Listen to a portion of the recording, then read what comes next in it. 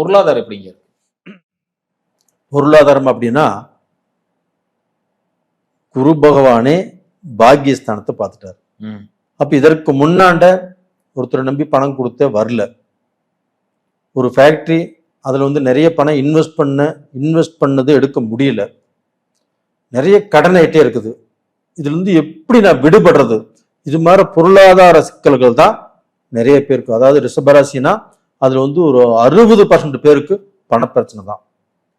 அந்த பணப்பிரச்சனை இந்த பீரியட்ல அந்த சனி பகவான் அந்த பணப்பிரச்சனையை சரி பண்ணக்கூடிய அளவுக்கு அந்த சனி பகவான் தொழிலை கொடுத்துருவாரு. அந்த குரு பகவான் பாத்தீங்கன்னா பெரும் பணத்துக்கு அதிகாரி.